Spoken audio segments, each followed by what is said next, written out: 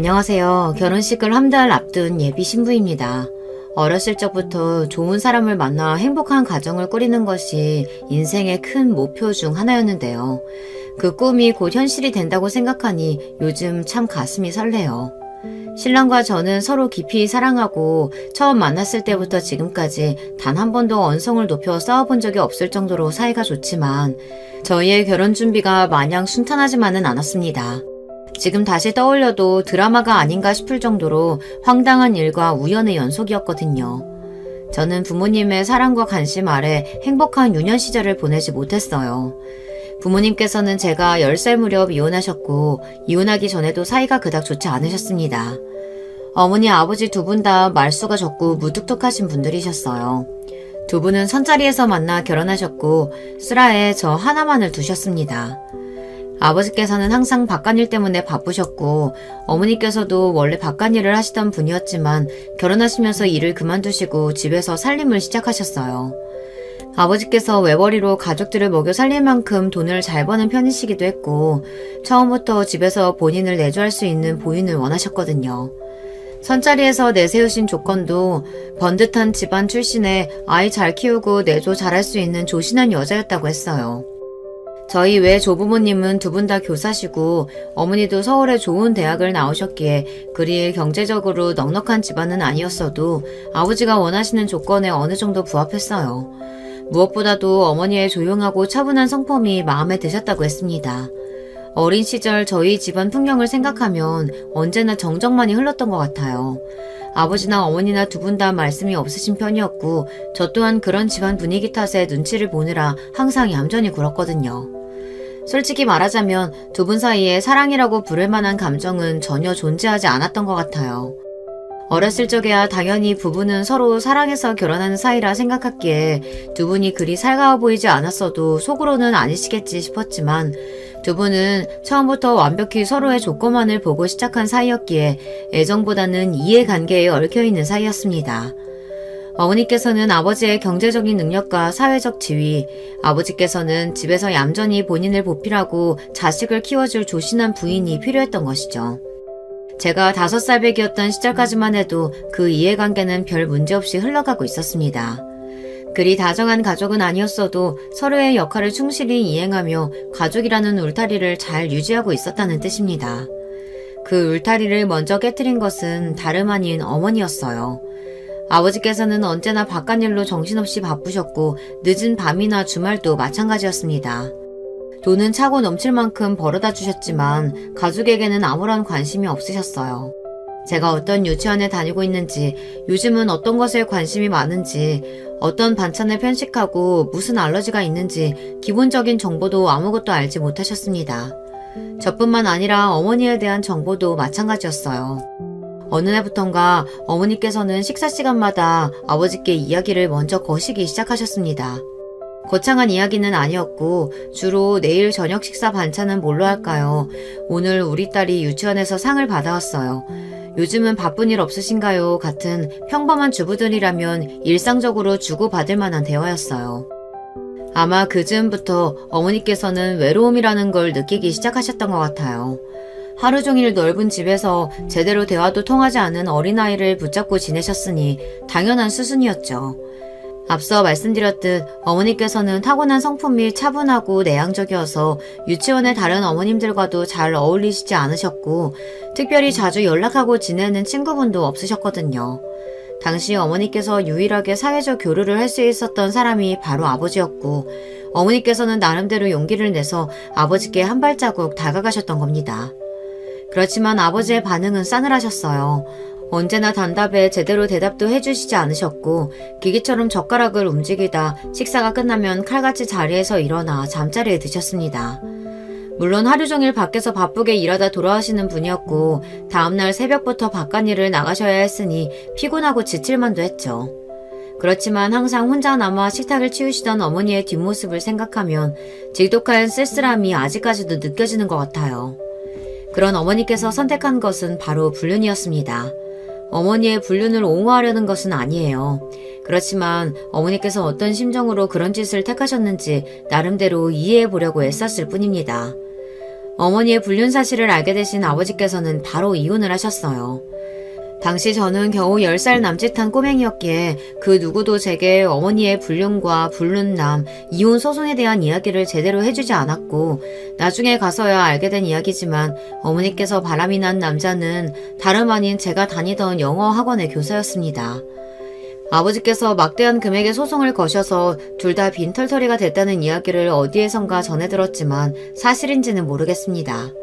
저는 그 뒤로 어머니와 단 한 번도 연락을 해본 적이 없어요. 어머니에 관한 소식을 아버지께 전해 들은 적도 없거든요.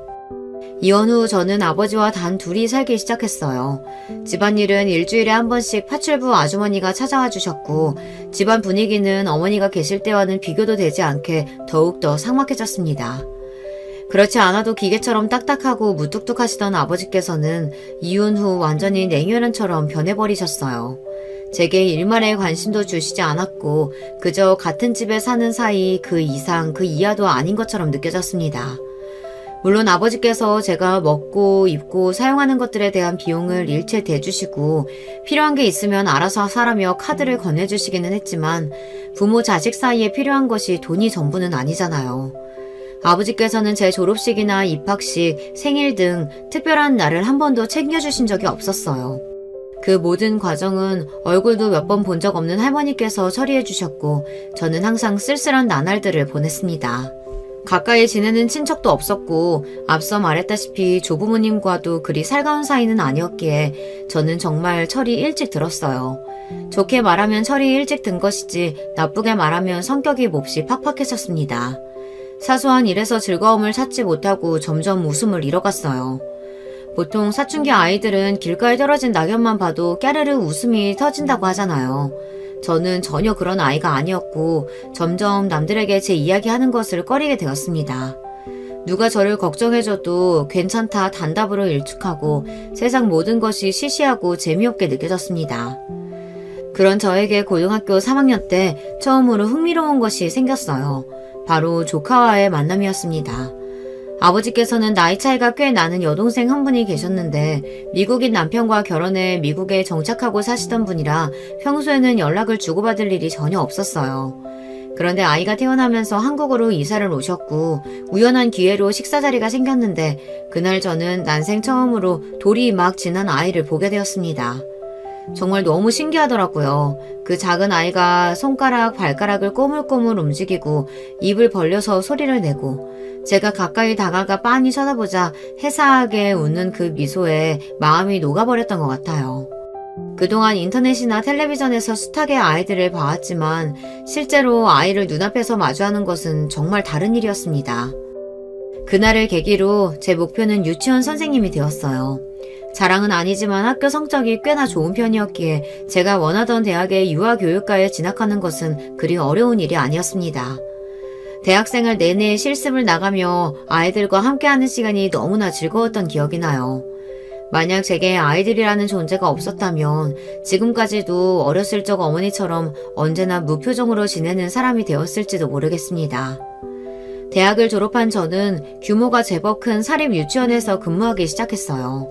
아이들을 진심으로 너무나 사랑하는 사람이지만 그것과는 별개로 유아교사로 일하는 게 그리 쉬운 일만은 아니었습니다.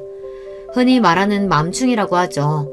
제가 개인적으로 그리 좋아하는 단어는 아닙니다만 그 단어를 사용하기 싫어도 정말 제 속을 박박 긁어대는 몇몇 학부모분들에게는 저도 모르게 맘충 소리가 나오더라고요. 제가 유치원에서 일하기 시작하고 가장 처음으로 맡았던 반은 데이지 반이었어요. 저희 유치원은 밤마다 꽃 이름을 붙였는데 5살 아이들이 모여있는 반이었습니다. 육아를 해보신 분들은 아시겠지만 정말 미운 5살이라는 말이 괜히 있는 게 아니에요. 2돌쯤부터 시작된 자아 형성이 5살쯤 되면서 거의 완성될 시기인데 이 시기의 아이들은 정말 자아가 강합니다. 쉽게 말하자면 고집이 세다는 뜻이에요. 옷 하나하나, 반찬 하나하나 반드시 아이들 본인이 원하는 것을 해야 하고 본인 뜻대로 일이 풀리지 않으면 바닥에 드러누워 울고불고 때를 쓰기 일쑤입니다. 가정에서 내가 키우는 내 자식 한 명이 그래도 머리가 아픈 마당에 수십 명의 아이들을 한 번에 돌봐야 하는 유치원은 오죽하겠어요. 한 명이 떼를 쓰고 울면 덩달아 다른 아이들도 흥분해서 언성을 높이고 울고 순식간에 아수라장이 되어버립니다. 물론 그런 일이 일어나기 전에 아이들을 잘 달래서 울지 않도록 만드는 것이 교사의 능력이죠. 3, 4살배기 아이들은 대부분 발달 정도가 비슷하지만 5살이 넘어가기 시작하면 아이마다 능력 발달이 정말 천차만별입니다. 특히 언어 능력에서 그 차이가 두드러져요. 5살 정도면 정신적으로 큰 문제가 없는 이상 간단한 의사소통은 대부분 가능합니다. 그렇지만 질적인 면에서 차이가 있어요.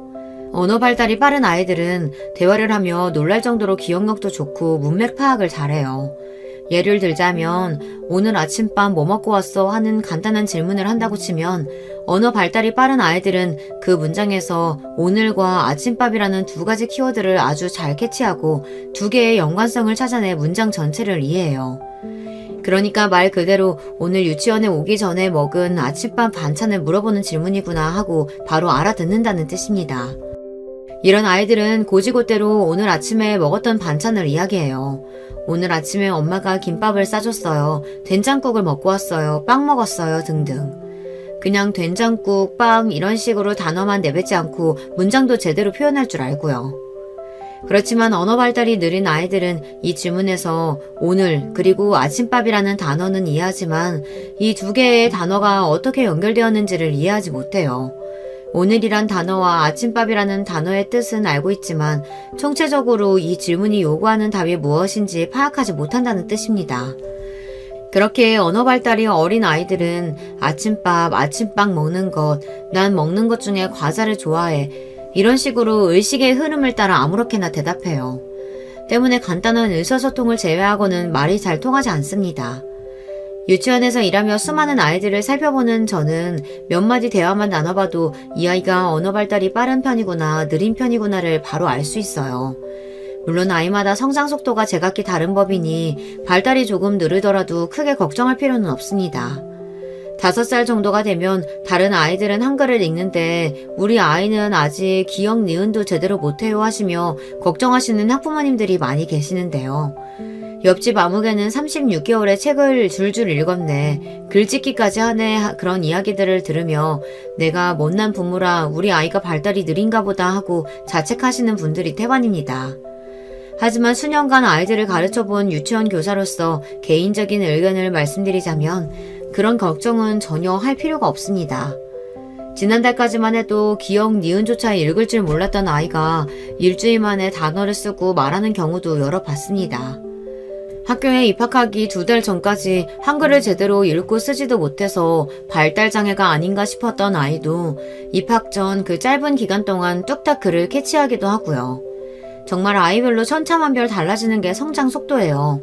자폐나 ADHD 같은 큰 문제가 있는 경우가 아니라면 시간이 지나면 자연스레 또래 아이들과 비슷한 수준으로 성장하니 조금 불안한 마음이 생기더라도 열린 태도로 아이들을 바라봐주는 것이 중요합니다. 물론 말이 쉽지 본인 자식이 나이에 비해 말도 어눌하고 행동도 어리숙하면 걱정되는 것이 부모 마음이죠. 그럴수록 부모들은 집에서 아이에게 책 읽기를 강요하거나 강압적인 모습을 보이는데요. 집뿐만 아니라 유치원 교사들에게도 그런 스트레스와 불안 증세로 인해 히스테리를 부리게 됩니다. 이런 경우 유치원에서 아이를 제대로 교육하지 못해서 발달이 느린 거 아니냐, 우리 아이를 다른 아이들과 차별 대우해서 아이가 이런 게 아니냐, 교사를 무차별적으로 탓하고 비난하시곤 해요. 아이들을 가르치는 직업이긴 하나 아동 교사도 어찌 보면 서비스업 중 하나라고 볼 수 있습니다. 학부모님들의 민원이나 요청을 들어드리고 꾸준히 아이들을 저희에게 믿고 맡기실 수 있게 관리를 해야 하니까요. 그런 점에서 학부모님들이 저희에게 아이의 교육에 관련해 의문점을 제기하고 특별한 요청을 하신다면 대부분 들어드리려고 노력하는 편입니다.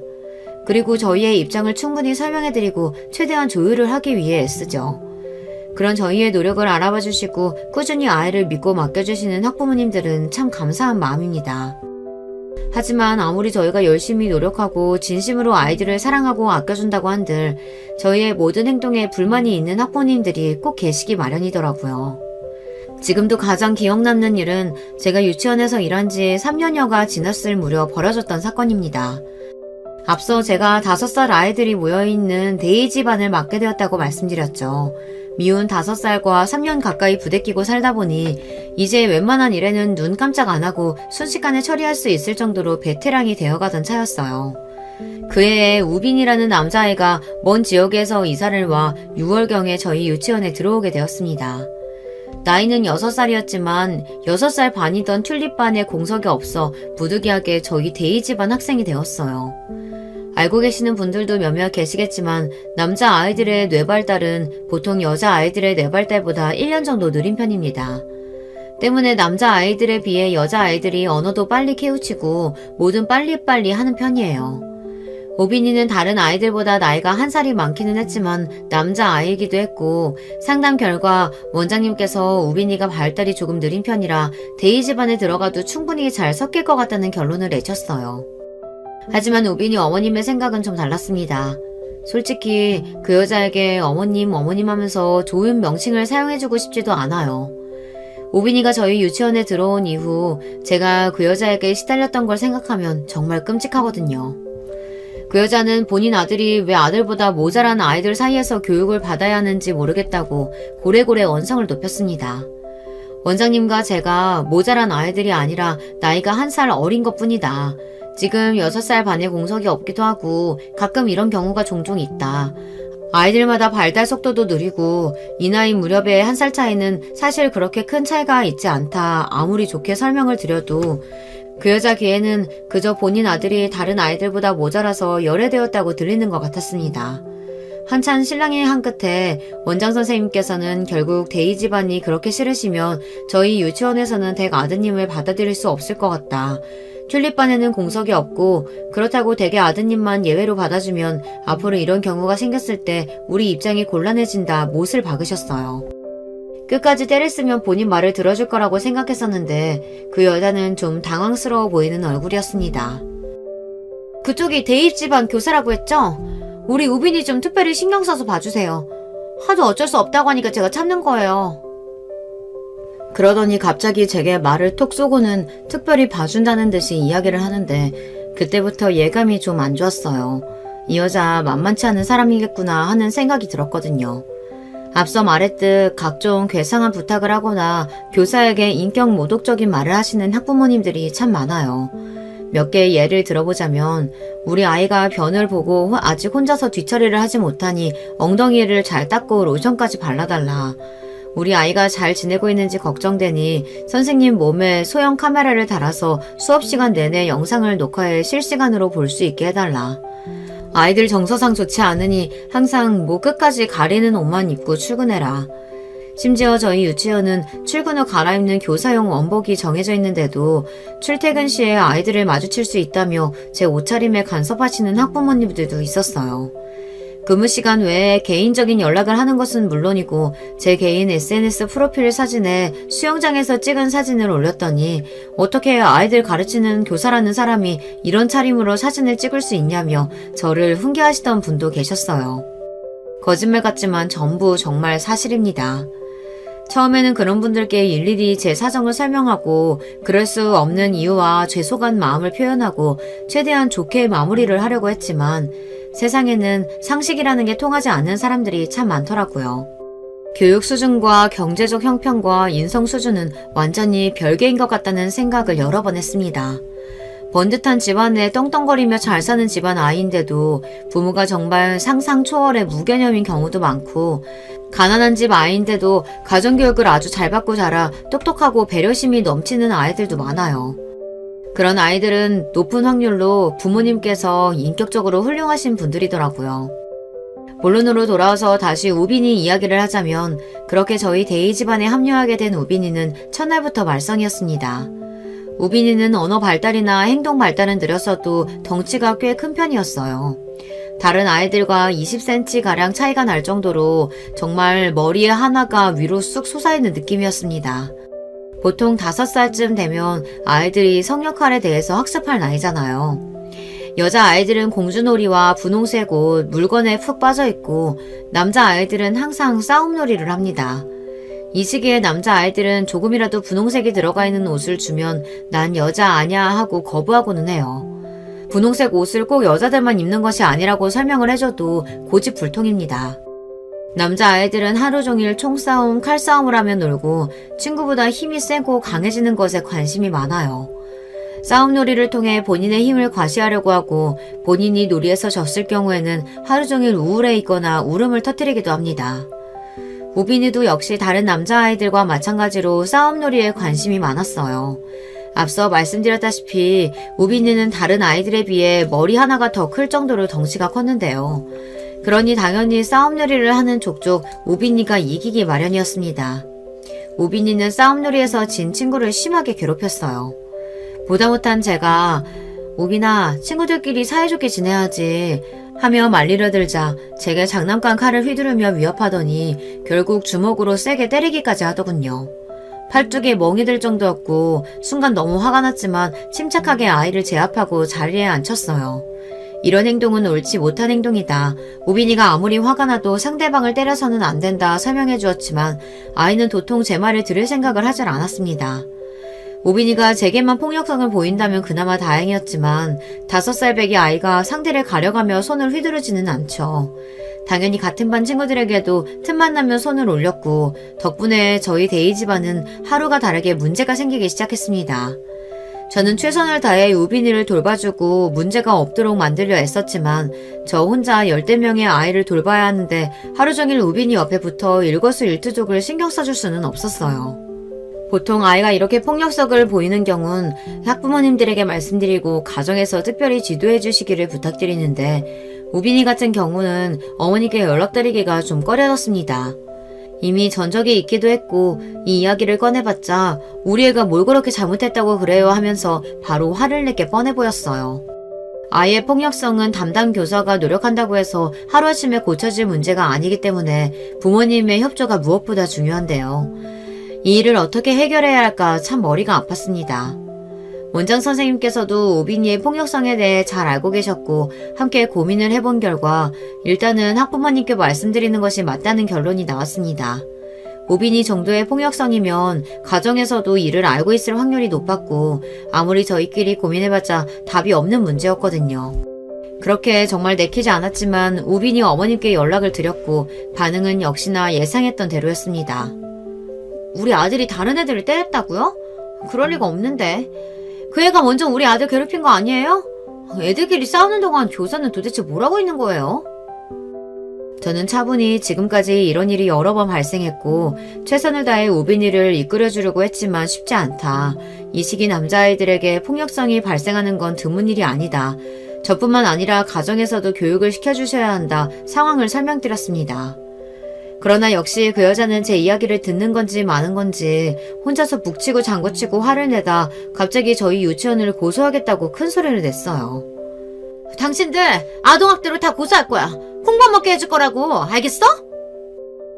진정하시라고 몇 번이고 말씀드렸지만 아무런 효과가 없었고 그 여자는 정말로 저희 유치원을 아동학대 혐의로 고소했습니다.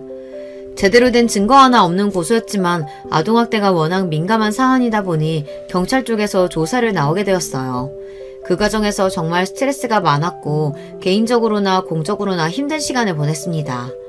아무리 혐의가 없다고 하더라도 일단 아동학대로 고소를 당한 적이 있는 유치원이라면 학부모로서 그 유치원에 아이를 맡기고 싶지 않아지는 게 당연하잖아요. 조사를 받았다는 소문이 동네에 쫙 퍼졌고 저희 유치원은 그 소문 덕에 원생을 많이 잃게 되었습니다. 솔직히 말해서 그 여자가 정신병자가 아닌가 생각하기도 했지만 나중에 알고 보니 멀쩡히 회사까지 다니고 있는, 그것도 대기업에서 한 자리 차지하고 있는 너무나 평범한 회사원이었어요. 어떻게 저런 비상식적인 인간이 멀쩡한 척 다른 사람들과 문제없이 사회생활을 할 수 있는 건지 지금 생각해도 이해가 잘 가지 않아요. 그 여자에게 유일하게 고마운 점이 하나 있다면 그 여자가 저희 유치원을 고소한 덕에 제가 지금의 신랑을 만날 수 있었다는 사실입니다. 저희 예비 신랑은 이 사건을 담당했던 검사예요. 사건은 아동학대에 관련된 정황이 전혀 발견되지 않아 조사가 금세 마무리되었지만 그 과정에서 안면을 트고 사이가 가까워진 저와 신랑은 연인 사이로 발전하게 되었습니다. 나중에서야 들었던 말이지만 신랑은 저를 보고 첫눈에 반했었다고 하더라고요. 어렸을 적부터 유치원 선생님처럼 다정하고 친절한 여자가 이상형이었다나요. 아무튼 저는 당시에 말도 안 되는 혐의로 조사를 받느라 이리저리 치이고 스트레스가 심해 신랑에게 전혀 관심이 없었었는데 모든 사건이 잘 마무리되고 신랑 쪽에서 먼저 개인적으로 연락을 취해 사이가 가까워지게 되었어요. 연애를 하다 보니 자연스레 신랑의 성장 배경에 대해서도 듣게 되었는데요. 신랑도 저와 마찬가지로 온전치 못한 가정에서 자란 사람이었습니다. 검사라는 번듯한 직장에 사교성도 좋고 화려한 언변까지 갖춘 사람이었기에 누가 봐도 화목하고 넉넉한 가정에서 부모님 사랑을 듬뿍 받고 자랐을 것 같았는데 알고 보니 아주 어렸을 적부터 줄곧 어려운 형편의 홀어머니 밑에서 자랐다고 하더라고요. 정확한 이유는 알지 못하지만 신랑의 부모님께서도 신랑이 어렸을 적 이혼하셨고 아버지 밑에서 자란 저와는 다르게 신랑은 어머니를 따라갔다고 했습니다. 신랑의 어머니께서는 오랫동안 일용직을 전전하시며 신랑을 먹여 키우셨다고 합니다. 일일 급식소 도우미, 김치 공장, 설거지, 각종 청소 관련 부업도 많이 하셨고 그러면서 몸이 많이 상하셨어요. 젊은 시절부터 각종 질병과 성인병으로 크게 고생하고 계신다고 하더라고요. 신랑은 어렸을 적부터 영민하고 똘똘한 아들이었고 어머니께서는 그런 신랑에게 거는 기대가 크셨다고 합니다.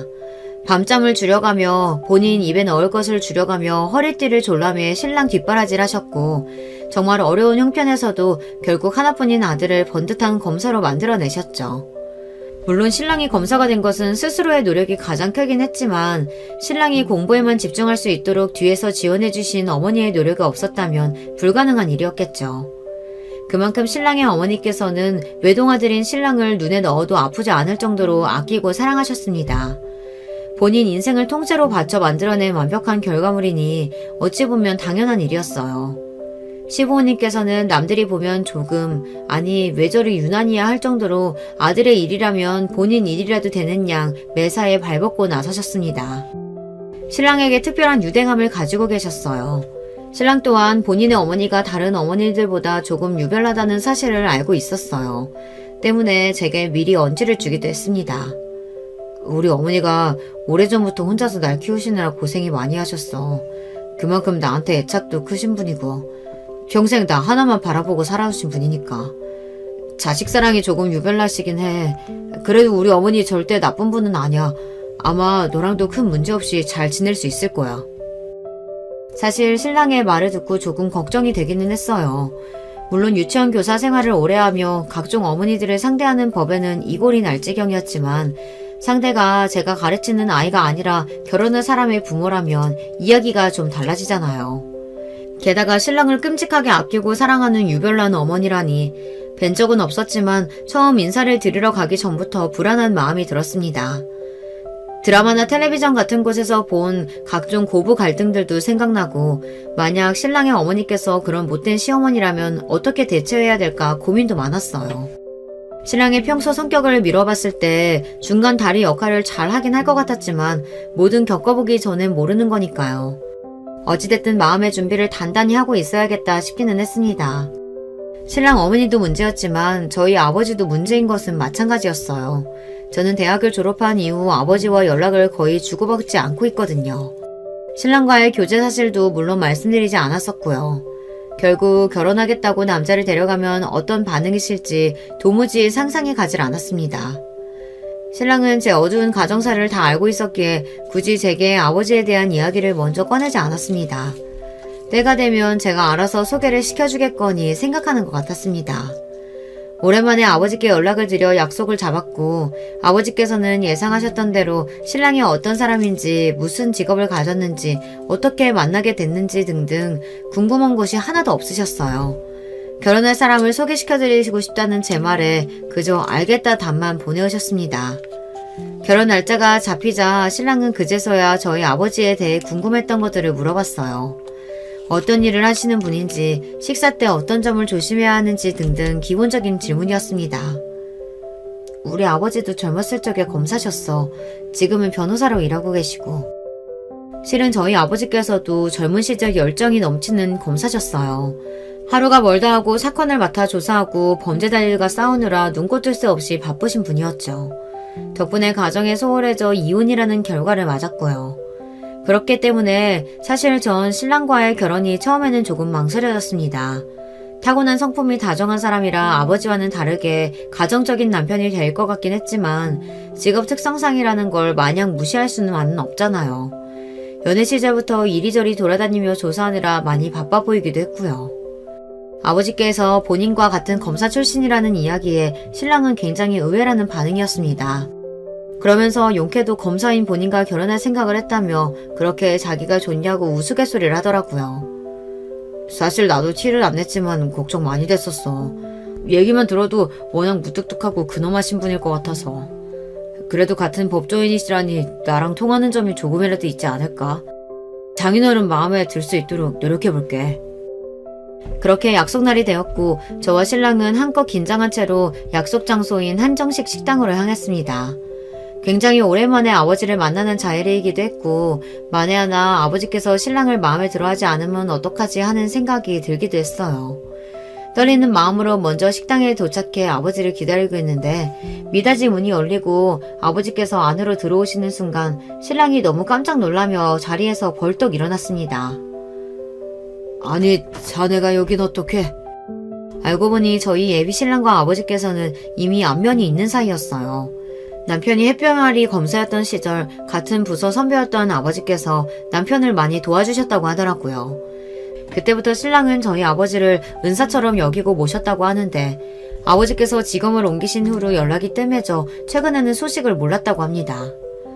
일 그만두셨다는 얘기는 전에 들었는데 이렇게 다시 뵙게 될 줄은 정말 몰랐습니다.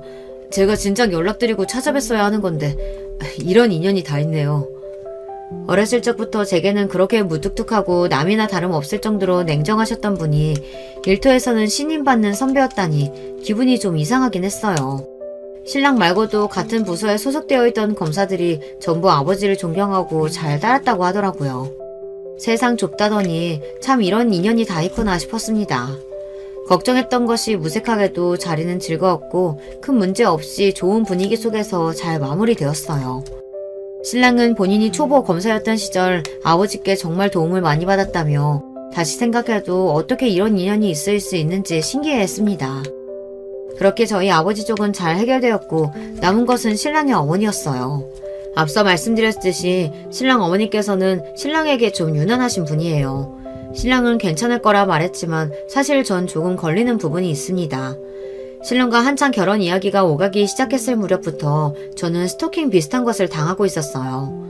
첫 시작은 유치원으로 걸려오는 전화였습니다. 웬 여자가 저를 찾는 전화가 왔다기에 부름을 받고 전화를 받아보면 수화기 너머에서는 아무 대답이 없었어요. 그런 일이 몇 번 반복되자 원장 선생님께서는 누구신진 모르겠지만 한 번만 더 이런 식으로 장난 전화를 하면 경찰에 신고하겠다 말씀하셨죠. 그 이후로는 연락이 오지 않았습니다. 깨림직했던 것은 전화를 걸어온 여자가 정확히 제 이름을 말하며 저를 찾았다는 사실이었어요. 그날 이후로 유치원에 저를 찾는 전화는 오지 않았지만 더욱 소름 돋는 일이 일어났습니다. 제 SNS에 올린 게시물에 익명의 댓글이 달리기 시작했어요. 내용은 주로 제 외모가 딱 봐도 싸 보이네, 성형했네, 남자 꼬시고 다니겠네 등등 입에 담기도 민망할 정도의 음담 패설들과 욕설이었어요. 보이는 족족 삭제하긴 했지만 끝이 없었습니다. 특히 예비 신랑과 함께 찍어 올린 사진에는 남자가 너무 아깝네, 헤어져라 등등 저희 둘 사이를 저주하며 신랑을 칭찬하는 내용의 댓글이 길게 달렸고 그때부터 뭔가 이상하다는 생각이 들었습니다. 게다가 그 사람은 제게 개인 메시지로 제 집 주소 등 인적사항 등을 보내며 당장 그 남자와 헤어지지 않으면 가만두지 않겠다느니 죽여버리겠다느니 도를 넘는 협박을 보내왔고 그 메시지를 보고 너무 겁이 났던 저는 모든 사실을 신랑에게 털어놨어요.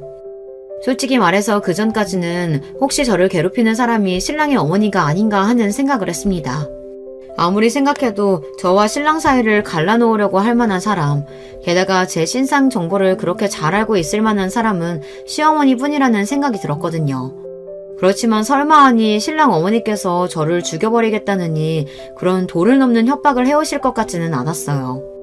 이야기를 모두 전해들은 신랑은 몹시 놀라더니 짚히는 곳이 있다고 말했습니다. 아마 내 전 애인일 거야.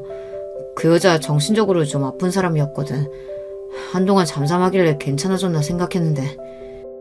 알고 보니 신랑에게는 저를 만나기 전에 잠깐 사귀었던 전 애인이 있었는데 그 그 여자가 정신병을 앓고 있는 사람이었다고 했어요. 신랑 어머니 지인의 소개로 만난 사이였는데 처음에는 번듯한 집안에 멀쩡한 직장을 가진 데다 생긴 것도 예쁘장해서 별 문제 없이 잘 만났다고 하더라고요. 그런데 시간이 지날수록 신랑에게 과하게 집착하기 시작하더니 완전히 울부증처럼 변했다고 했어요. 신랑이 어딜 가든지 일거수일투족을 그 여자에게 보고해야 하고 일하는 중에도 10분 내로 연락에 답장하지 않으면 부재중 전화를 100통씩 해놓고 공적인 일이라도 다른 여자와 대화 나누는 모습을 보면 그 여자는 누구냐, 바람난 거 아니냐, 미친 사람처럼 캐묻고 따지고 들고 게다가 신랑은 검사라는 직업 특성상 연락텀이 일정치 못하고 조사를 하다 보면 신분을 속이고 사람을 만나야 할 일도 생기는데 그 여자는 그런 것들을 전혀 이해해주지 못했다고 하더라고요. 견디다 못해 신랑이 계속 이런 식으로 굴면 더 이상 만남을 지속하기가 힘들다. 아무리 서로 호감을 가지고 만나는 사이라도 적당한 선이라는 게 있다. 다 큰 성인이고 서로 사회생활도 할 만큼 해본 사람들끼리 왜 이러는 거냐 권고를 했지만 별 소용이 없었다고 했어요. 결국 신랑이 헤어지자 이별을 선언하자 그 여자는 이성을 잃고 흉기까지 휘둘렀다고 했습니다. 크게 다칠 뻔한 남편은 고소까지 생각했었지만 그 여자와 더 엮이고 싶지 않아 그냥 이를 조용히 묻었다고 했어요. 그렇게 헤어지고 나서도 한동안 끈질기게 집 앞까지 찾아오질 않나 전화나 메시지를 끊임없이 걸어대는 통에 결국 연락처도 바꾸고 이사도 갔다고 하더라고요. 그 여자가 도대체 어떻게 네 이름이랑 직장을 알아냈는지 모르겠네. 아니다. 그 여자는 그러고도 남지. 검사를 스토킹하는 여잔데. 내가 한번 제대로 알아볼게. 혹시 무슨 일 생기면 나한테 바로 말해줘. 솔직히 그 이야기를 다 듣고 나자 좀 겁이 났어요. 정신 이상자라니 언제 어떻게 제 집에 찾아와 신랑에게 그랬던 것처럼 또 흉기를 휘두를지 모르는 일이잖아요. 그동안은 댓글을 남기는 사람이 신랑의 어머니일지도 모른다고 생각했기 때문에 선뜻 꺼내지 못했던 이야기인데 아니라는 사실을 알게 되자 더 이상 결혼을 미룰 이유가 없다는 판단이 들었어요. 신랑에게 당장 어머니께 인사드리러 가고 싶다는 뜻을 내비쳤습니다.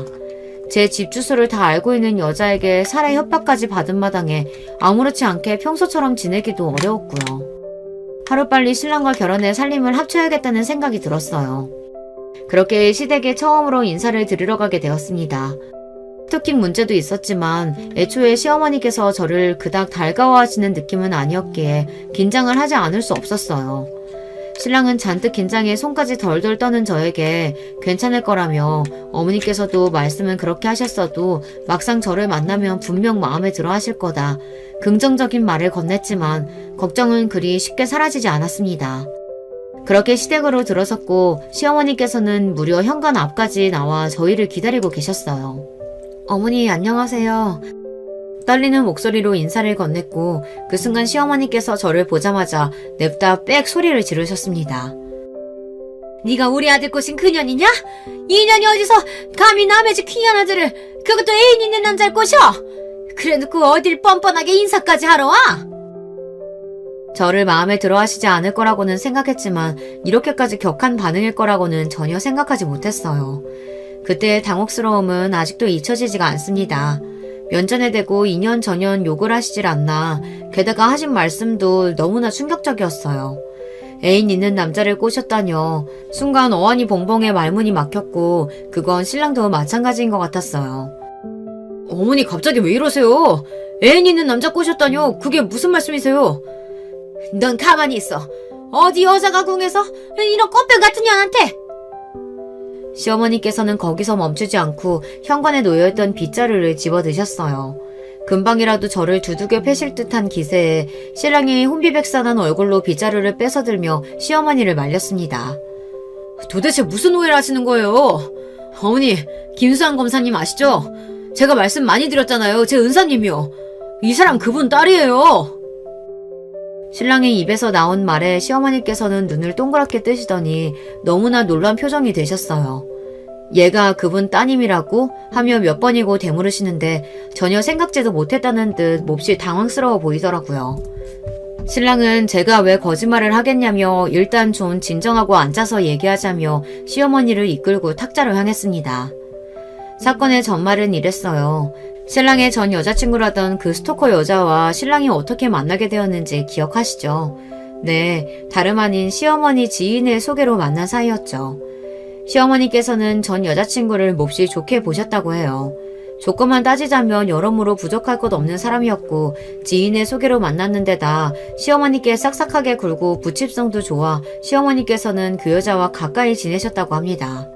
신랑 없이 둘이서 식사를 하기도 하고 며느리와 시어머니처럼 쇼핑을 다니기도 하고요.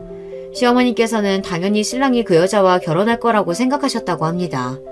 신랑 또한 시어머니께서 그 여자를 예뻐하시고 사이가 꽤나 가까웠던 것을 알고 있었던 데다 무엇보다 시어머니 지인의 소개로 만난 사이였기에 그 여자가 신랑에게 집착했던 사실이나 정신 이상저처럼 굴었던 사실을 굳이 이야기해서 좋을 것 없다고 생각했어요. 시어머니께는 그저 성격 차이 같은 흔한 이유로 헤어졌다고 간단하게 말씀드렸고 시어머니께서는 그 여자의 스토킹 행각이나 정체에 대해서 전혀 모르는 상태셨다고 합니다. 그렇게 얼마 후 신랑은 저와 연애를 하기 시작했고 신랑의 SNS를 통해 저의 존재를 알게 된 그 여자는 뻔뻔하게도 시어머니께 연락을 했던 거예요. 실은 본인과 신랑이 헤어진 이유는 제가 신랑을 꼬여냈기 때문이고 신랑을 진심으로 사랑하지도 않으면서 팔자나 고쳐보려고 검사를 꼬신 별 볼 일 없는 여자라고 살살 거짓말을 하면서요. 평소 그 여자를 좋게 생각하고 계셨고 둘이 헤어진 것을 내심 아쉬워하셨던 시어머니께서는 그 여자의 말을 철석같이 믿고 저와의 결혼을 반대하셨던 거예요. 시어머니 생각에 저는 뻔뻔하게도 애인 있는 남자를 팔자 한번 고쳐보려고 꼬리쳐서 뺏은 천하의 못된 년이었으니 반응이 좋게 나올 리가 만무했던 것입니다. 모든 사실을 알게 된 신랑은 기겁하며 사실 그 여자와의 사이에서 이런 일이 있었다. 갈수록 집착이 너무 심해져서 더 이상 견디지 못해 헤어졌던 것이다. 완전히 정신병자가 따로 없었다. 어떻게 그런 식으로 헤어져 놓고 어머니한테까지 연락을 할 수 있는지 상식선에서 이해가 가지 않는다며 그동안의 일들을 모두 설명해 주었어요. 그리고 오히려 피해자는 그 여자가 아니라 저였다며 제 SNS 게시물에 달린 비정상적인 댓글들을 보여주고 그동안 제가 당했던 피해들에 대해 시어머니께 설명드렸어요. 처음에는 저와 남편 말을 도무지 믿기 힘들어 하시던 시어머니께서도 SNS 댓글들을 보여드리고 저희 아버지 이야기까지 드리며 설명하니 결국엔 받아들이시더라고요. 남편이 초보 검사였던 시절 아버지께 도움을 받았던 이야기를 시어머니께도 많이 했었대요. 나중에 저희 아버지처럼 되고 싶다고 하도 자주 이야기를 했던 탓에 시어머니께서도 아버지 이름까지 다 기억을 하고 계시더라고요. 어렸을 적부터 가정의 소홀에 줄곧 원망스럽기만 했던 아버지였는데 막상 제가 새로운 가정을 꾸리려고 할 때 도움이 되다니 기분이 좀 이상하긴 했습니다. 시어머니께서도 세상에 어떻게 이런 인연이 다 있냐며 몹시 신기해하셨어요. 그렇게 시어머니와 저는 서로 가지고 있던 오해 아닌 오해를 무사히 풀게 되었고 시어머니께서는 본인이 잘 알지도 못하면서 너무 함부로 사람을 판단했던 것 같다며 미안하다 제게 먼저 사과를 해오셨습니다. 저는 그런 시어머니께 아니다. 속인 사람이 잘못이지 속은 사람이 무슨 잘못이냐.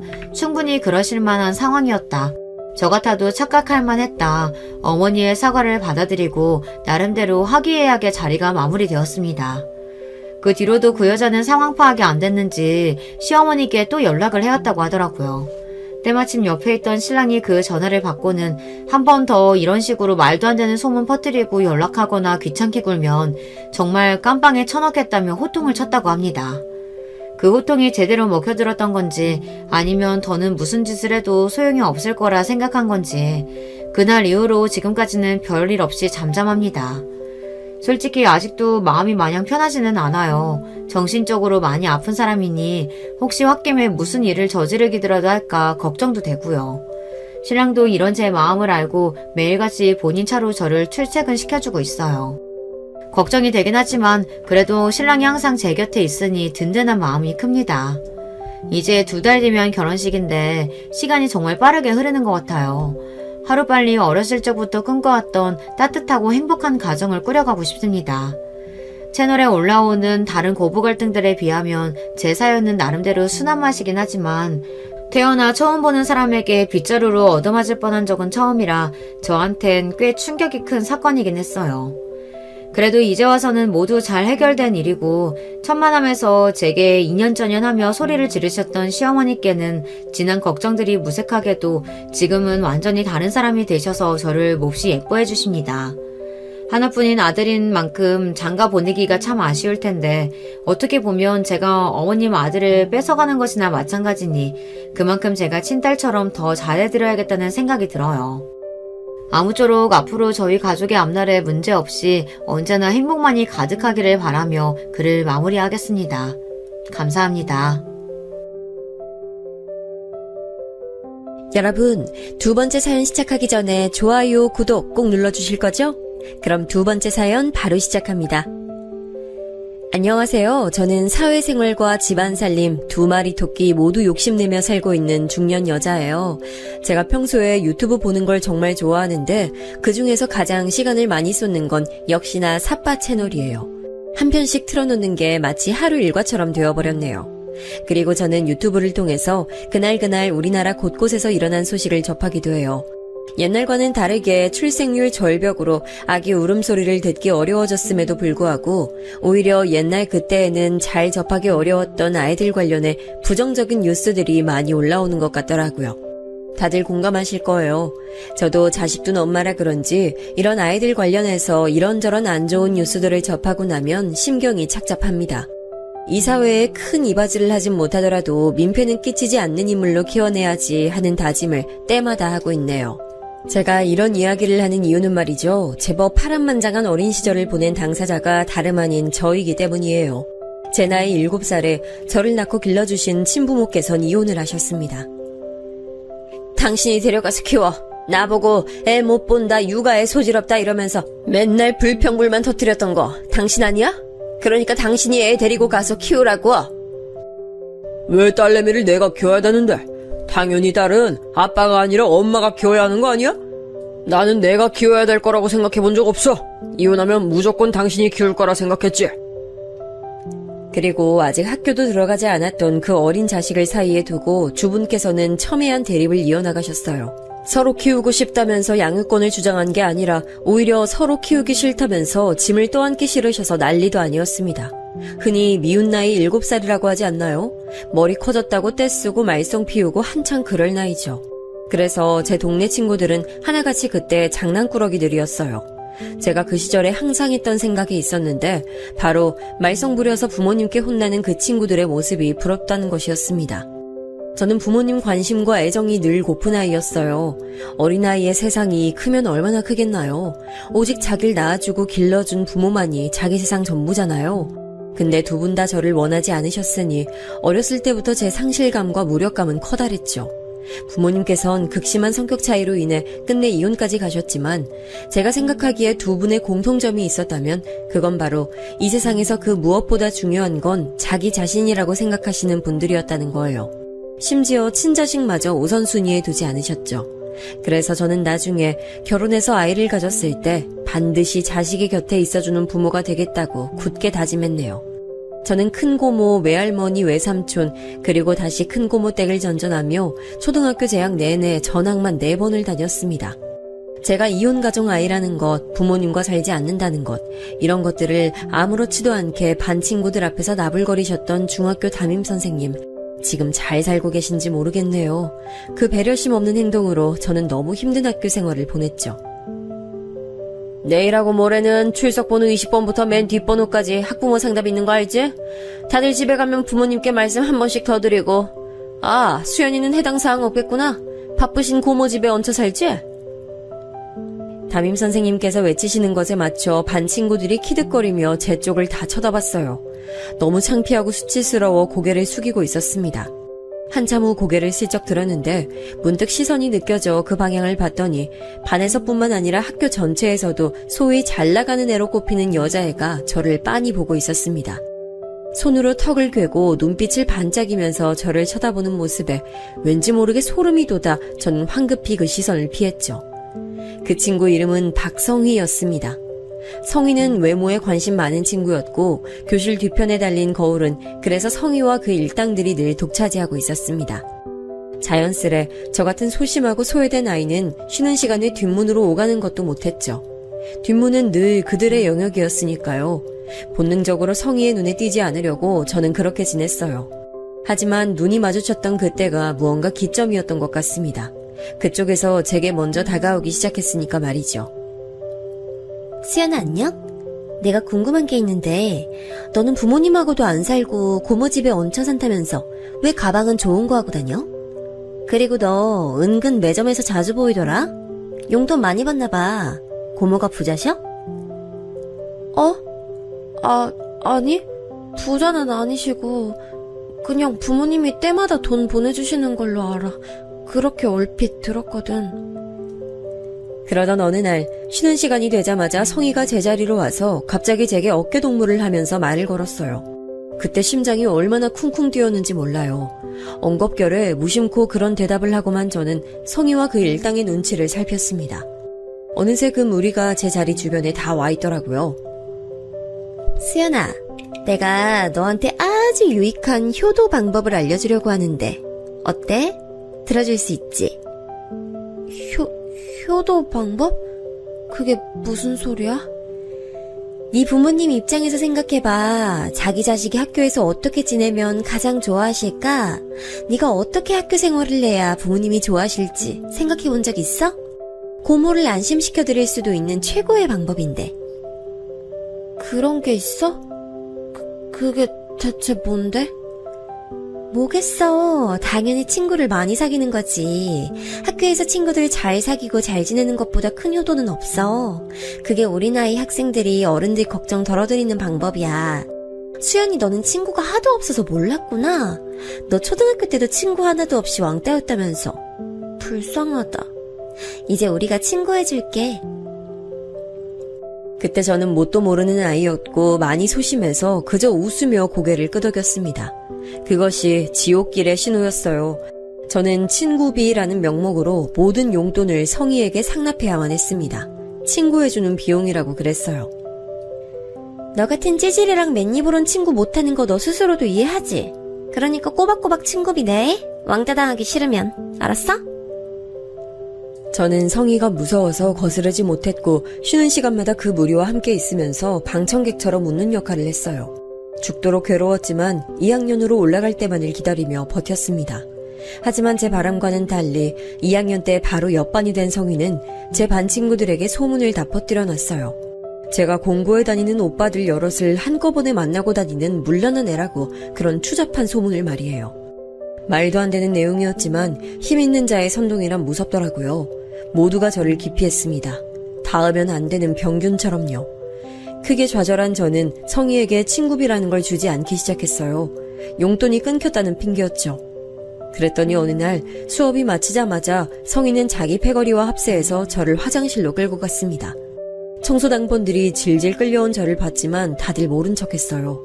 성희가 눈을 부라리는 것에 당번들은 죄다 고개 숙이고 화장실을 나갔죠. 그날 저는 청소용구 정리칸에서 죽도록 맞았습니다. 마치 인간 샌드백이었죠.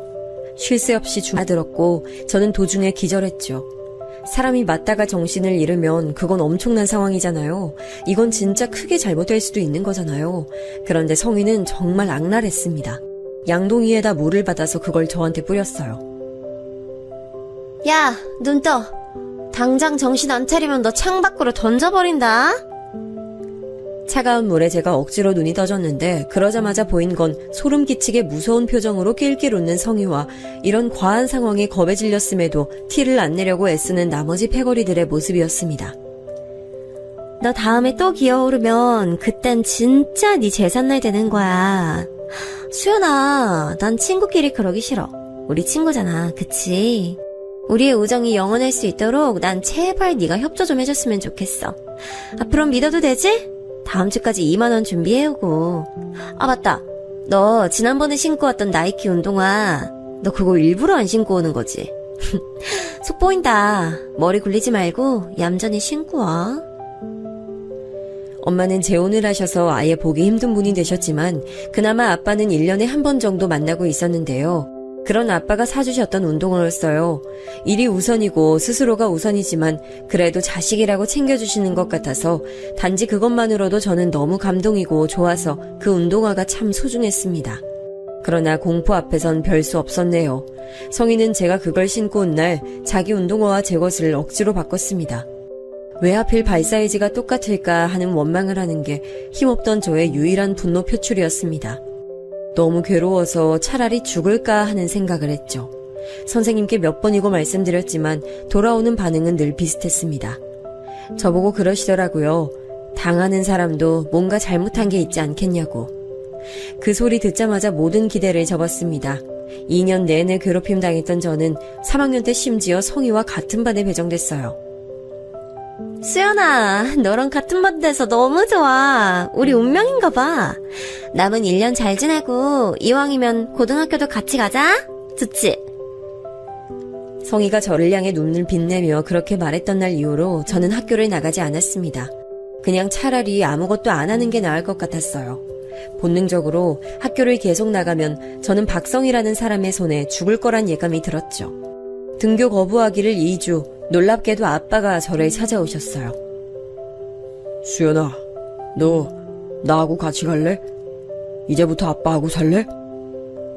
앞뒤 설명 아무것도 없이 정말 단조로운 질문이었는데 저는 어느새 미친 듯이 고개를 끄덕이고 있었습니다.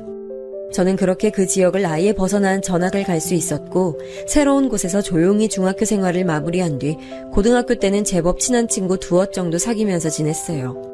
억지로 성희에게 받았던 그 악랄한 괴롭힘을 잊으려고 다른 생각을 많이 하면서 살았죠. 아빠는 제가 성인이 된 이후로 교제하시던 어떤 분과 동거를 시작하셨고 저는 자취하며 따로 지냈습니다. 너무 슬펐던 게 뭔지 아세요? 시간이 지나며 저를 죽도록 괴롭혔던 성희에 대한 분노와 원망 또한 여전했지만 저 스스로에 대한 자책이 밀려들었습니다. 왜 그렇게 나약했을까, 멍청했을까, 바보 같았을까 이런 자괴감이 들면서 상황을 이겨내지 못했던 그 시절의 제가 너무 싫어지더라고요. 이렇게 모난 면모를 안고 있는 저를 진심으로 사랑해줄 사람은 이 세상에 없을 거라 생각하면서 저는 제게 다가오는 인연들을 향해 고슴도치처럼 가시를 세웠습니다. 가시를 본 모두가 뒷걸음질 쳤고 그렇게 다들 스쳐가는 인연으로 남았지만 단 한 사람만은 달랐습니다. 수연아, 일기예보에도 비 소식은 없었는데 햇볕 쨍쨍한데 비 오는 거 신기하다, 그치? 오빠는 갑자기 비 오는 게 뭐가 좋다고 그렇게 웃음 만말이야. 나 어렸을 때 우리 집이 빚더미에 앉아서 집도 없이 길바닥에 내몰렸었거든? 그래서 급한 대로 동네 어떤 분께 사정사정해서 그분 집 마당에 있던 창고에서 며칠 지냈었어. 그때가 비 오는 철도 아니었는데 하필 그 며칠 사이에 계속 비가 오는 거야. 창고가 얼마나 꿉꿉하고 퀴퀴하던지. 그래서 동생이랑 계속 밖에 나가서 비 맞으면서 놀았어. 웃으면서 잘 놀았던 게 추억으로 남았네. 제가 그 말 듣고 얼마나 놀랐나 몰라요. 구김살 하나 없는 그 남자의 얼굴에서는 어둡고 힘든 과거의 흔적 따윈 보이지 않았거든요. 너무 가난하고 힘들어서 과자로 끼니를 때운 적도 많았다는 것을 알았을 땐 정말 할 말이 없어지더라고요. 새우깡하고 감자깡을 물에 불려서 그걸 죽처럼 만들어 먹었다네요. 형편이 어려워 추레한 옷을 입고 다니니까 학교에선 늘 놀림감이었겠죠. 학교 생활이 분명 녹록지 않았을 텐데 그 시절을 회상하는 그 남잔 전혀 괴로워 보이지 않았습니다. 저는 제 과거를 너무 혐오하다 못해 증오하는 사람이었기 때문에 어떻게 그럴 수가 있는지 궁금했어요. 그때 그 남자가 제게 그러더라고요. 뭐 어쩌겠어. 과거도 지금도 전부 똑같은 나야. 아무도 내 인생을 1초도 살아줄 수 없는데 어떻게 그 모든 순간에 내가 나 자신이 아닐 수가 있겠어. 그러니까 인정하고 받아들이고 다 끌어안고 묵묵하게 앞으로 나아가는 거지. 뒤를 보지 않고 앞으로만 나아가는 것. 그게 바로 내가 지나온 길들을 괴롭게 여기지 않는 비결이야. 내 대답이 너한테 좀 도움이 됐을까? 도움이 됐는지 아닌지는 지켜봐야 알 것 같아. 나는 옛날 일 때문에 너무 오래도록 거기에 얽매여 있었거든. 이제 와서 한 번에 그걸 다 성숙하게 떨쳐낼 자신은 없어. 그래도 오빠 같은 사람이 지금 내 옆에 있다는 게 내 인생에서 가장 큰 행운이라는 사실 하나만은 알겠다. 수연아, 너랑 만나면서 네가 이렇게 적극적으로 나오는 모습은 지금 처음 보는 것 같네. 와, 보기 좋네. 저를 향해 수줍게 웃어주는 그 남자를 보면서 제가 속으로만 대답했죠. 앞으로 이런 제 모습 많이 보여주고 싶다고요. 저는 살면서 이성을 보며 한 번도 떨려본 적이 없었는데 별 생각 없이 누가 주선해줘서 만나게 됐던 그 남자와 대수롭지 않게 시작했던 연애에 큰 감흥도 없었는데 그날 갑자기 심장이 두근거리더라고요. 걷잡을 수 없이 설레기 시작했습니다. 사람이 사람에게 빠지는 건 무어라 말로 설명할 수 없는 과정 같아요. 저는 마음을 열고 그 남자를 만났고 연애 기간 2년을 채운 끝에 결혼했습니다. 순박하고 진솔한 그 남자가 바로 지금의 제 남편이자 제 아이 아빠인데요. 남편이 어렸던 옛날에 그때의 가세가 확 기울었던 제 시댁은 성실하고 꿋꿋하게 살아오며 많은 회복을 이뤄낸 상태였으나 저희 부부가 결혼하던 때에 결코 부유하다고 볼 수 없는 후하게 쳐줘야 평범한 수준이었습니다. 참고로 남편 남동생은 일찍 고등학교 동창하고 결혼해서 멀리 지방 내려가 살고 있었고요. 시아버지께서는 인쇄소에서 일을 하고 계셨으며 시어머니께서는 대학교 학생식당에서 근무를 하고 계셨습니다. 아빠께선 사실 제 결혼을 처음엔 반대하셨어요. 너무 기우는 집안은 못마땅하시다는 거였죠. 연애하고 결혼은 달라. 알콩달콩 즐겁게 연애까지는 했겠지만 딱 거기까지야. 결혼은 네 수준을 한층 더 높여줄 수 있는 남자하고 해서 폼나게 살아야 맞는 거야. 네가 고생할까봐 이 아빤 그것부터 걱정이다. 혹여 수더분하고 욕심 없는 척 가면을 써놓고 실상은 네 재산만 노리는 논팡이인 것은 아닐지. 지금 만나시는 분하고 결혼 안 하시는 이유 돈 때문인 거 알고 있어요. 그분이 아빠를 사랑으로 보고 계신 게 아니라 재산으로만 보고 계시는 걸까봐. 사랑에 대한 확신이 없으시니까 그런 거겠죠. 근데요, 아빠, 전 달라요. 아빠처럼 결혼에 실수하지도 사람을 못 믿지도 않아요. 네가 아주 못하는 소리가 없구나. 그래, 네가 그렇게 자신 있다 이 말이야? 너라고 결혼에 실패하지 않고 후회하지 않을 거라는 보장이 없는데 뭐가 그리 자신만만해. 이게 다 네가 콩깍지가 씌어서 그런 거야. 아니요, 저 정말 자신 있어요. 왜냐면 저는 애초에 배경이나 능력을 보고 그 사람과 결혼하겠다고 다짐한 게 아니니까요. 저부터가 그런 거에 기준을 두고 있지 않기 때문에 아빠하고는 상황이 무척 다르다는 걸 꼭 말씀드리고 싶어요. 하지만 제 완강함 앞에서 아빠는 대꾸를 하지 못하시더니 결국엔 백기를 드셨죠. 그리고 저는 이 결정을 적어도 지금까지는 단 한 번도 후회해 본 적이 없었네요. 제가 비록 따뜻하고 정 많은 친부모님 복을 타고나진 못했지만 시부모님 복이 있는 사람이었더라고요. 시어머니께서는 늘 저를 분에 넘치는 며느리, 과분한 며느리 이렇게 봐주셨지만 사실 저야말로 분에 너무나도 넘치는 시댁을 얻은 사람이라고 생각했습니다. 아이까지 낳고 알콩달콩 잘 사는 제 모습에 아빠는 완전히 인정하셨죠. 제가 정말 행복한 결혼을 했다는 걸 말이에요. 일에 파묻혀 살아오신 아빠는 재산관리 능력 또한 탁월하셨는데 바로 이 시기에 제게 많은 재산을 미리 물려주셨습니다. 사람 앞일은 모르는 거니까 내 유일한 자식이 확실히 모든 걸 가질 수 있도록 미리 이렇게 해놓는 것도 나쁘지 않을 것 같더구나. 이렇게 큰 재산을 저한테 다 주실 줄은 몰랐어요. 감사해요, 아빠. 화목한 가정에서 앞으로도 살아갈게요. 결혼 이후 남편은 이직을 했어요. 원래 다녔던 곳이 사실 더 좋은 곳이었고 전망도 밝았고 여러모로 괜찮았지만 일 먼저 나고 사람 난 게 아니라 사람이 항상 우선이잖아요. 아무리 괜찮은 곳이더라도 사람이 안 괜찮으면 그건 안 되는 것이더라고요. 새로 남편의 부서로 온 상사가 아주 미친 사람이었어요. 남편이 스트레스를 엄청 받았죠. 그래서 집에서 가깝고 돈은 훨씬 적게 벌지언정 업무 강도가 낮은 곳으로 남편이 이직했습니다. 제가 그러라고 적극 추천했고요. 규모가 아담한 곳이기는 해도 나름 체계가 잘 잡혀있고 오래 근속한 분들도 많더라.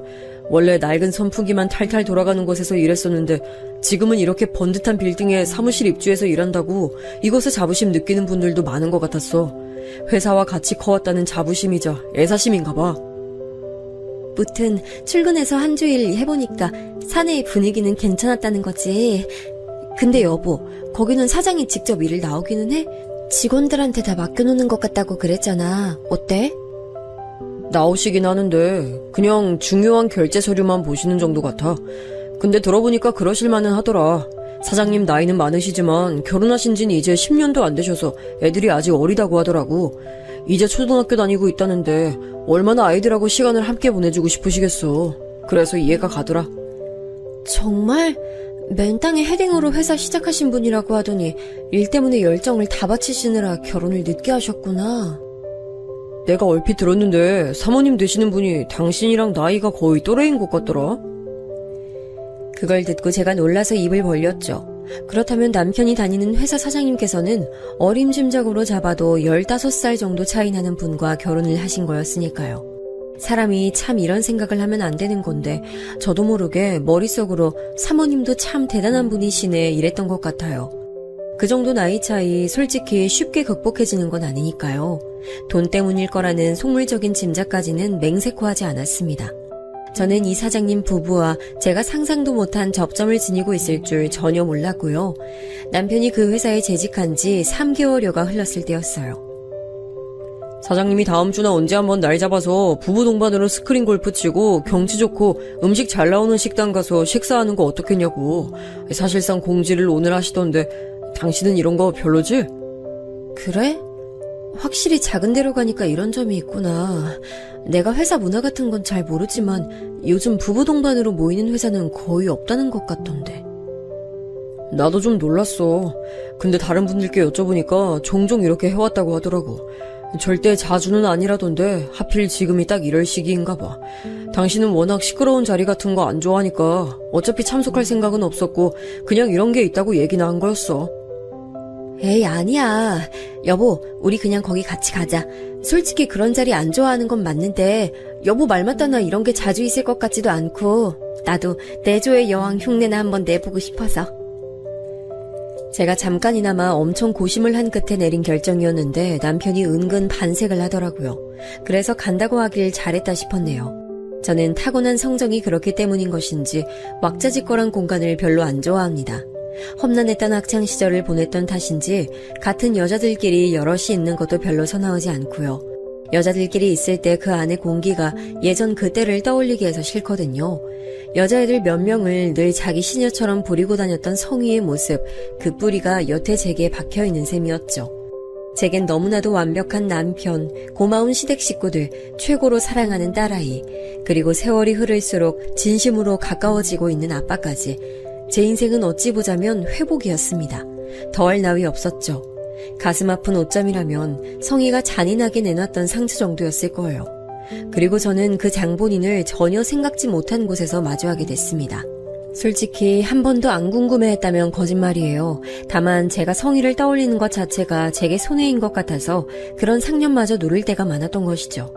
어쩌다 보니 일정의 첫 번째가 점심 식사가 돼서 도착하게 된 풍경 좋은 경기도의 어느 유명한 삼계탕 전문점 앞마당이었습니다. 진입하자마자 운전대를 잡은 남편이 그러더라고요. 사장님이시다. 이제 막 도착해서 내리시나 보네. 옆에는 사모님이시고 우리 주차 바로 하고 인사드리면 되겠다. 사장님은 내가 어떻게 생기신지 알고 있는데 조수석에서 내리시는 저분이 바로 사모님이시구나. 처음 뵙네. 그러게 정말 내 또래이신 것 같은데. 어라? 이상하게 왜 인상이 낯설지가 않지? 왜? 누구 닮은 연예인이라도 떠오르나 봐? 당신 어제 보니까 유튜브로 옛날 드라마 시청하고 있던데 혹시 어제 본 옛날 배우라도 생각났어? 남편이 가볍게 장난스럽게 그냥 던진 말이었어요. 그런데 저는 그 옛날이라는 단어를 딱 듣자마자 뇌리에 강렬한 깨달음이 꽂혔습니다. 제가 결코 잊을래야 잊을 수가 없는 아픈 기억 속 그 인물과 저 사모님이란 분이 너무나도 닮아있다는 걸 알게 됐죠. 그때까지만 해도 설마 하는 마음이 더 컸어요. 사장님 내외가 예상외로 곧장 식당 안으로 들어가시는 바람에 즉각 확인할 수 없었기에 더욱 그랬고요. 저는 옛날에 제게 악몽을 선사해 주었던 인물을 간만에 너무나도 선연히 떠올렸다는 것만으로도 기분이 확 가라앉았고 식당 안에 들어서면서 남편에게는 잠시 화장실에 들렀다가 자리로 가겠다고 했습니다. 들끓은 마음을 정비하고 나서 자리로 가고 싶더라고요. 그런데 이게 웬일인가요? 원수는 외나무 다리에서 만난다고 하더니 화장실로 가는 길목에서 제가 딱 상대를 마주치고 만 거예요. 가까이에서 정면으로 보니까 느낌이 오더라고요. 사모님이라는 사람, 제가 아는 박성희가 맞았습니다. 그런데 그쪽에서 제게 먼저 말을 걸어오더군요. 저 혹시 감원중학교 나온 김수연? 내가 그 학교를 다니긴 했지만 나왔다고 할 순 없지. 왜냐하면 졸업하기 전에 전학을 갔으니까. 바로 누구시 덕분에 말이야. 오랜만이다, 박성희. 와, 너 진짜 김수현이야? 긴가민가 했는데 맞구나. 대박이다. 너 완전 용됐네? 맨날 눈치만 발발거리면서 보고 다니더니 이젠 제법 그럴싸한 옷에 가방을 다 들고 다니잖아. 세월이 참 대단해. 사람을 이렇게 바꿔놨네. 야, 만나서 반갑다.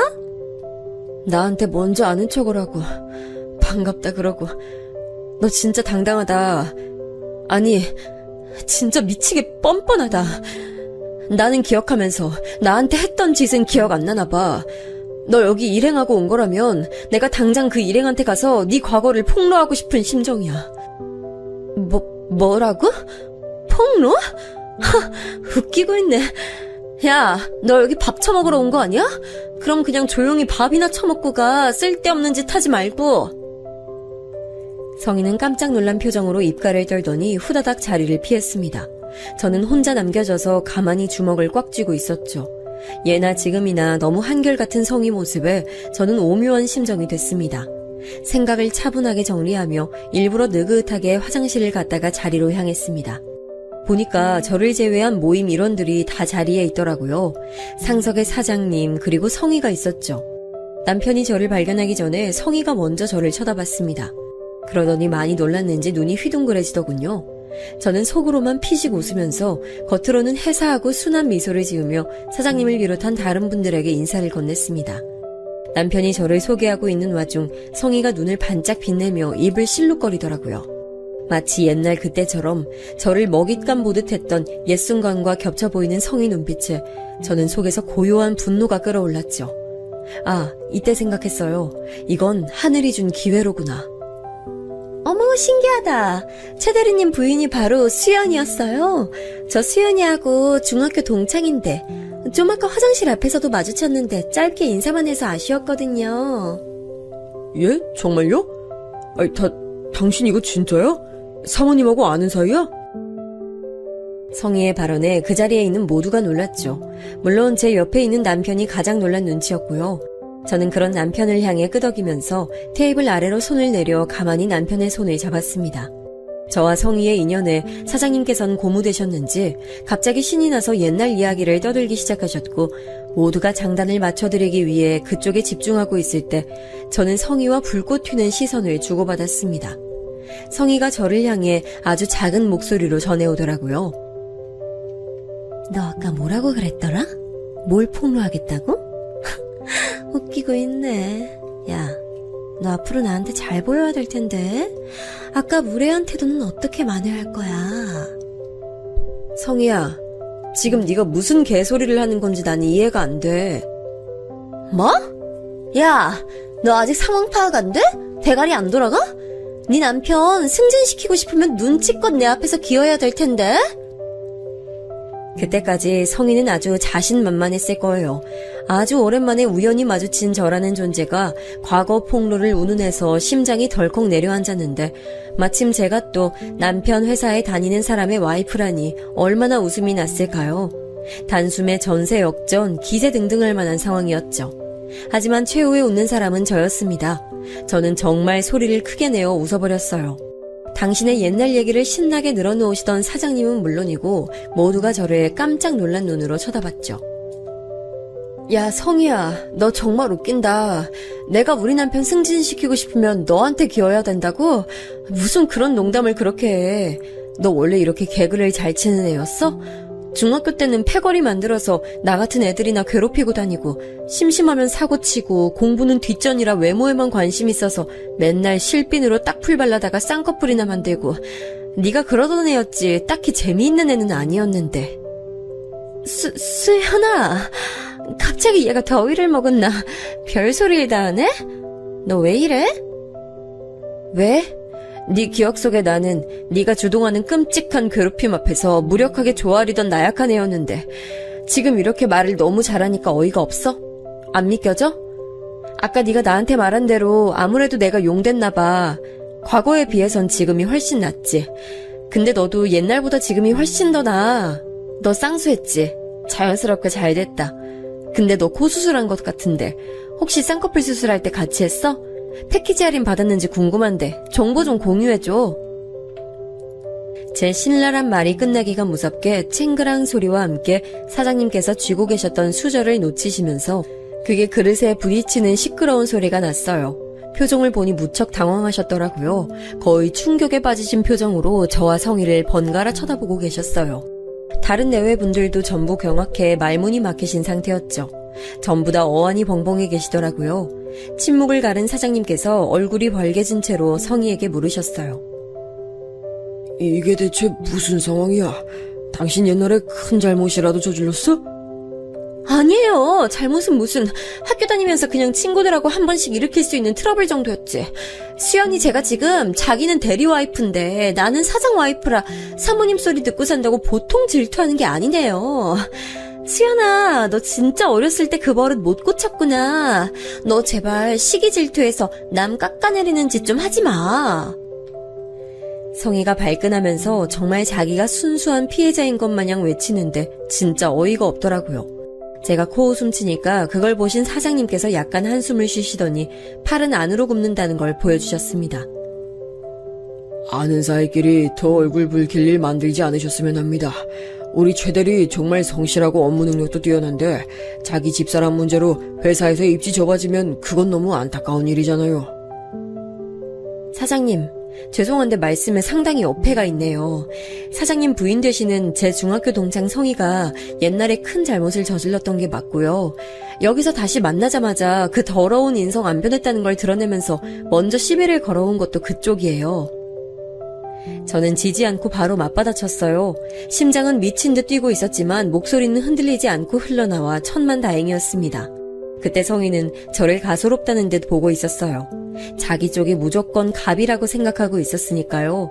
이렇게 중얼거리더라고요. 자기 남편 회사 잘리게 하고 싶어서 환장했나? 앞뒤 분간도 할 줄 모르네?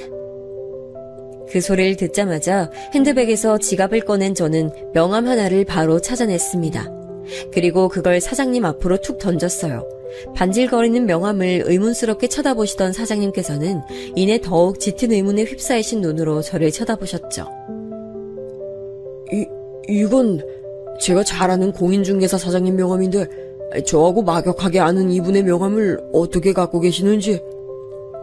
지금 빌딩 들어오실 때도 거기 사장님 통해서 소개받고 들어오셨잖아요. 다 알아요. 그걸 최대리 와이프가 어떻게 아십니까? 아니, 애초에 여기 사장님은 일반적인 부동산 거래는 거의 안 하시는 분이라 최대리 와이프 같은 분이 명함을 가지고 계실 리가 없는데. 사장님, 모르시겠어요? 저의 대리인 통해서 계약을 진행하셨다지만 그래도 제 인적사항은 확인하셨었으니 아실 텐데요. 빌딩 소유주 젊은 여자라는 거 알고 계셨죠? 잠깐만. 설마 그럼 최대리 와이프가 내가 최고로 잘 보여야 하는 바로 그 건물주? 혼비백산에서 외치신 사장님께서는 제가 미약하게 끄덕이는 것을 보시더니 그 즉시 그 자리에서 기립하셨습니다. 그 바람에 젓가락이 바닥에 떨어졌는데 조금도 개의치 않으시고 저에게 90도로 인사부터 하시더군요. 거의 식은땀을 흘리시는 모양새로 주절거리셨어요. 아이고, 이렇게 인사를 드렸어야 했는데 몰라 뵙고 대단한 신뢰를 범했습니다. 아니 세상에 어떻게 최 대리는 이런 엄청난 아내를 걷고도 일을 다니나. 도저히 이 사실이 믿기지가 않는데. 애초에 제 건물이니까 제가 아는 회사니까 제 남편 보고 여기 어떠냐고 추천해줘서 입사했던 거예요. 그리고 제 남편은 배우자 능력과 상관없이 본인 길을 갈고 닦아 나가는 사람이라서요. 오로지 배우자 능력에 기대어 빌부터 살아가려는 사람은 절대 이해할 수 없는 영역이죠. 저는 사장님을 향해 덤덤히 대꾸하며 성희 쪽을 눈짓했습니다. 아직 상황 파악이 오롯이 안 됐는지 멍청하게 두리번거리며 다른 사람들의 놀란 반응이나 살피고 있더라고요. 저는 그런 성희를 쳐다보며 사장님께 말씀드렸어요. 제가 그 빌딩 소유주인 건 사장님께서 회사 일에 관심 가지시고 서류 하나만 확인하시면 드러날 일이고요. 지금은 우선 선행되어야 하는 게 있지 않나요? 사장님, 제가 성희한테 이 자리에서 사과를 받아야 한다는 것에 대해 어떻게 생각하세요? 당연히 찬성입니다. 예, 되고 말고요. 당신 아직도 엉덩이 붙이고 앉아 있었어? 지금 제정신이야? 벌떡 일어나서 이분께 사죄 인사부터 올려. 사장님께서는 순식간에 목에 핏대까지 세우며 외치셨고 깜짝 놀란 성희가 거의 반사적으로 자리에서 일어났어요. 그랬다 울컥했는지 금세 눈시울을 붉히더군요. 이건 진짜 말도 안 돼. 어떻게 이런 일이 다 있어? 건물주가 젊은 여자라고만 알고 있었는데 정말 부러운 여자라고 속으로 그렇게나 생각했었는데 그게 너였다고? 왜 세상은 나를 이렇게 힘들게 하는 거야? 당신 헛소리 늘어놓지 말고 얼른 무조건 잘못했다 빌기나 해. 뭐라고요? 여보, 지금 모두가 보는 앞에서 날 이렇게까지 망신줘야 꼭 그 속이 편히 풀리는 거예요? 아니 항상 왜 이렇게 사람이 권위적이고 제멋대로 해요? 시끄러워. 이분이 지금 건물주님이라고 하시잖아. 당신 지금 상황 파악이 안 되는 거야? 저한테 했던 그 말, 자기 남편에게 고스란히 돌려받은 성희의 귀가 새빨개졌습니다. 양손 주먹을 불끈 쥐고 몸을 덜덜 떠는 채로 성희는 저를 향해 어렵사리 입을 뗐죠. 미안해. 내가 잘못했어, 수연아. 정말 진심이야. 뭘 잘못했는데? 뭐가 미안한데? 앞뒤 잘라먹고 얘기하니까 전혀 못 알아듣겠는데? 중학교 때 너 괴롭혔던 거, 왕따 시키고 못 살게 굴었던 거 정말 미안해. 인정하는 거야? 네가 얼마나 악독하고 끔찍한 괴물이었는지를? 솔직히 난 너 같은 건 애 낳아서 키우면 안 된다 생각해. 괴물은 결국 괴물을 길러낼 테니까. 저는 남편을 향해 눈짓했고 저희 부부는 거의 동시에 자리에서 일어났습니다. 사장님께서 무척 애처롭고 다급하게 쳐다보고 계셨는데 그에 반해 성희는 엄청 긴장한 표정이었네요. 살다 살다 박성희의 저런 얼굴을 다보다니 신기하면서도 왠지 후련했네요. 네가 뭐라고 하든 다 받아줄게. 다 내 잘못이니까. 그러니까 제발 내 사과만 좀 받아주면 안 될까? 수연아, 그렇게 해줄 거지? 넌 옛날보다 정말 심성 여리고 착한 애였잖아. 성희야, 내가 살면서 생각을 좀 해봤는데 바로 그랬기 때문에 내가 너 같은 것들의 표적이 된 건 아니었나 싶더라. 심성 여리고 착한 거 나 이제 별로 하고 싶지가 않아. 허리 꼿꼿하고 무릎 반듯한 사과 따위 진심도 안 느껴지는데 이걸 받아주면 그야말로 나는 호구가 되는 것 같고 무튼 내키지 않네. 제 말이 떨어지긴 무섭게 사장님께서 성희에게 눈총을 쏘아댔어요. 무언의 압박이었죠. 그걸 보며 저는 저 부부는 상하관계가 아주 명확하다는 생각을 했네요. 성희는 황급히 제 앞으로 와서 털썩 무릎을 꿇었습니다. 모두가 지켜보고 있는 가운데 성희는 무릎을 꿇고 머리까지 조아렸어요. 정말 진심으로 사과할게. 미안해. 지난 내 과거 잘못들 반성하고 있어. 용서해줘. 사과 잘 봤어. 그럼 난 이만 가볼게. 남편하고 얼른 다른 거 먹으러 가고 싶거든. 그래? 그럼 내 사과는 받아주는 거야? 그런 거지? 내가 미쳤니? 그럴 리가 없잖아. 뭐야? 그럼 대체 사과는 왜 시킨 거야? 받아줄 것도 아니면서. 너 지금 인생 잘 나간다고 나 이렇게 무참히 짓밟는 거야? 뭐야? 왜 이러는 건데? 흥분하지 마. 고작 이런 거에 이유를 붙여야 하는 바로 그 이유를 난 모르겠어. 너는 나 죽도록 괴롭힐 때 매번 거창한 이유와 사명감을 가지고 그랬었어? 아니잖아. 그냥 네 잔인한 본성을 따른 재미였잖아.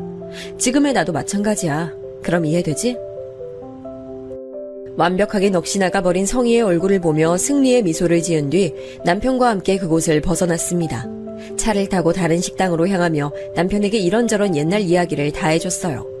제가 스스로 성희와의 재회 상황을 정리할 수 있도록 나서지 않고 잠자코 있어준 남편에게 고마웠습니다. 남편은 금세 제 의도를 그 상황에서 읽은 것이죠. 이런 남자를 만나 가정을 꾸린 것에 또 한 번 하늘에 감사했네요. 남편은 이 기묘한 관계가 얽힌 회사를 계속 다닐지 말지 고민했지만 저를 위해서 출근했습니다. 내가 보란듯이 다녀줘야 사장님 내외가 마음이 불편하지 않겠어? 내가 계속 회사를 다니는 것만으로도 내 생각에 그 두 사람은 다툴 거리가 계속 생겨나서 분열할 게 틀림없지. 그리고 놀랍게도 남편 예언은 적중했어요. 왜냐하면 그때 그 부부 동반 모임 자리에 다른 직원들도 많이 있어서 그 후로 회사에서 저와 성희를 모르는 사람은 아무도 없게 됐는데요. 공교롭게도 2달 사이에 3명이나 퇴사를 했어요. 규모가 작은 회사에서는 큰 이탈이었죠. 퇴사 사유를 정확히는 몰라도 하필 그런 사건을 겪은 뒤였으니 사장님께선 많이 예민하셨나 봅니다. 그놈의 여편네 때문에 다들 애사심이 떨어져서 그만두는 게 틀림없어. 이 머리도 안 좋고 집안도 볼품없는 여편네 따위. 내가 나이 좀 어리고 생긴 거 반반해서 결혼했더니만 추악한 과거에다가 성형까지. 자연이라고 속인 것도 괘씸하네. 어쩐지 애들이 쌍꺼풀이 없더라. 사장님이 탕비실에 들어가 혼잣말을 하시며 분통 터뜨리시는 걸 남편 포함한 다른 직원들이 직접 목격했습니다. 뒤숭숭한 회사 분위기 속에서 남편은 결국 퇴사를 결심했는데요. 솔직히 저는 계약만 끝나면 이제 쫓아내겠다고 그렇게 사장님께 통보할 작정이었어요. 그런데 계약 만료 전에 그 회사가 나가버렸습니다. 왜냐하면 회사 규모가 너무나도 작아졌기 때문에 더 이상 이런 사무실은 사치였거든요.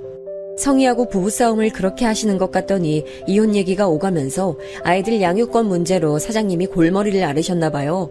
회사 운영을 잠시 손 놓아 버리셨는데 이때 이런저런 일이 다 터지면서 회사가 확 어렵게 됐나 봐요. 저는 어느 날 모르는 번호로 전화 한 통을 받았는데 혼이 빠진 건지 횡설수설하는 목소리의 주인공 성희였습니다. 네가 나 좀 용서해주면 안 될까? 수연아, 아니지. 사모님, 제가 정말 잘못했어요. 저 지금 몇 달째 애들 아빠하고 미친 듯이 싸우느라 꼴도 말이 아니고요. 저는 법 같은 거 알지도 못하는데 자꾸 그쪽에서 소송을 건다느니 만다느니 하니까 무서워 죽겠고 이러다가 이혼당하고 애들까지 뺏길 것 같아서 저 진짜 이악 물고 버티는 중이에요. 저라고 나이 많은 남자 환장하게 좋아서 이러는 줄 아세요? 애 아빠고 저한텐 돈줄이자 동아줄이니까 이러는 거예요. 현실적인 문제로 간절하다고요. 도대체 상황을 어디서부터 풀어야 할지 모르겠는데 사모님께서 도와주시면 해결될 거라는 믿음이 있어요. 제발 저 용서해 주시고 그걸 좀 애들 아빠한테 전해주시겠어요? 글쎄, 생각해보고 답해줄게. 네가 너무 간절하고 제정신 아닌 것 같아서 들어주는 거야. 정말 고마워 수연아. 아니지 사모님 감사합니다. 네가 좋아하니까 내가 가슴이 다 뭉클해지네. 답변은 한 20년 정도? 그쯤 걸릴 테니까 20년 정도만 기다려줘. 괜찮지? 무슨 말이야? 20년? 야, 너 지금 장난해? 왜? 너 때문에 고통스러운 기억 안고 살아야 됐던 내 세월 생각하면 그 정도 계산은 타당하다고 보는데. 싫은 말아. 강요 안 해. 홀가분하게 전화를 끊었고 그게 성희와 마지막 대화였네요. 끝내 사장님과 이혼하지는 않았다고 들었어요. 제법 부유하게 살았던 생활은 끝이 났고 먼 지방으로 내려가 공장 딸린 사무실에서 다시 시작하게 된 것이 마지막 근황이었고요. 저는 새롭게 작은 직장에 들어가 일 다니는 남편 뒷바라지하면서 아이와 시간 보내는 것을 중요하게 여기며 또 프리랜서로 작업하고 있는 제 일에 의욕을 가지고 그렇게 지내고 있습니다.